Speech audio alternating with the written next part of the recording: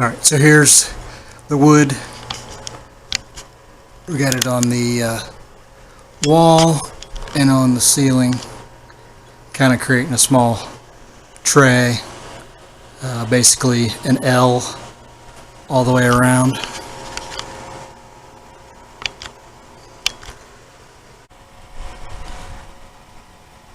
Got the long boards in. It's a little over 15 feet wide. You see that where they meet up with the crown. And now I'm getting ready to do the 6 cross members to establish the grid around the ceiling fan. So all the cross members are in, so the grid is established. Took adhesive through the middle, just used brads and interconnected the intersections there.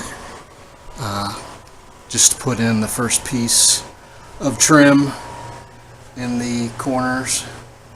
It's the zipped off top of the shiplap that establishes that kind of boxy trim.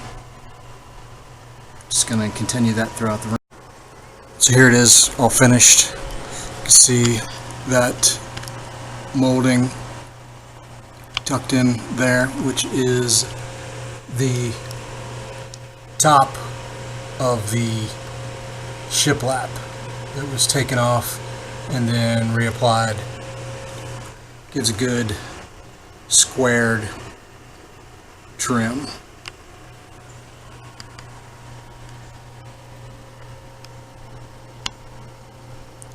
And that's it.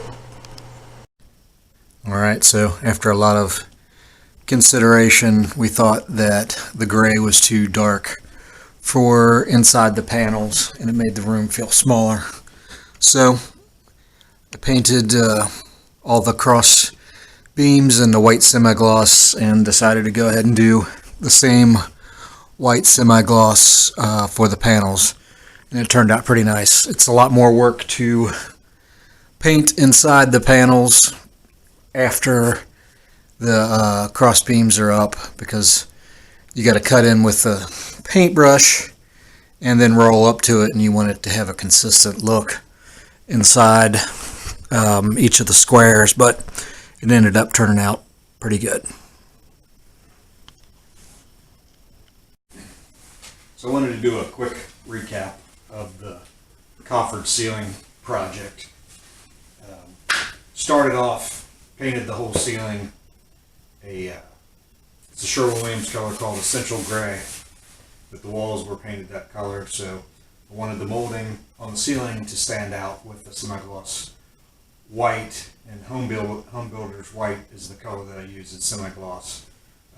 Sometimes I use cashmere, sometimes it's super paint, and this was Pro Classic. It's got a good shine to it and it wears well. Not that it would matter too much on the ceiling, but we're also going to use it on the baseboards too.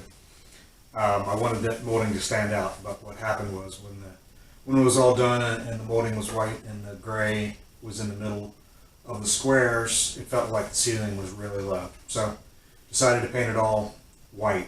Was going to do flat white in the middle and then do the semi-gloss, but decided to go ahead and do it all in semi-gloss. So it was the right choice. It looks a lot better, a lot cleaner, it's a lot brighter. I'm not a big fan of shiny ceilings, but it works in this case. So just a quick recap here. This is a piece of shiplap.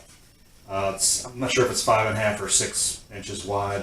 As you can see, it's got the tongue here.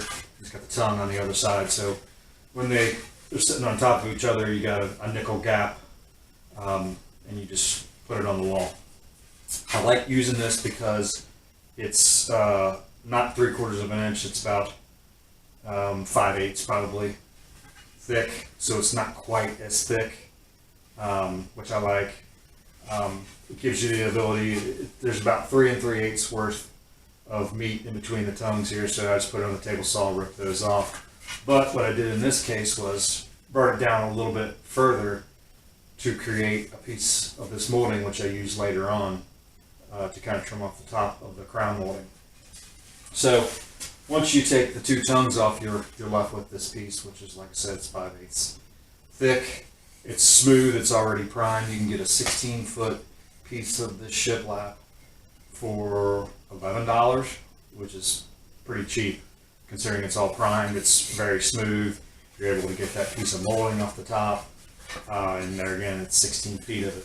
So what I did was mock up what I did on the ceiling is this being the wall here and this the ceiling here. So I started off by putting the piece on the wall, then a piece on the ceiling, and then using that piece of ripped off tongue to kind of seal up that gap. A lot of times it's hard to even that up because this is where the ceiling joints meet together. I decided to do a butt joint rather than a 45, and you just gotta try to pull them together. And what I did was I shot a brad in there to kind of keep it in place, and then put some Gorilla Glue on there, which is awesome. I used Gorilla Glue all over anything that met the ceiling so it wouldn't go anywhere, because you're not always hitting the truss when you're nailing it in. So that's basically pretty much of a rundown. There again with this shiplap, it comes in 8-inch pieces and 6-inch pieces, which you can use on a lot of different things, because you can use it to make a stacked baseboard. You could leave this molding up top and then stack other things underneath it. So it's very versatile, and right now Home Depot's got a really good price on it. So just wanted to recap that, and you can use this in many different applications. Thanks for watching.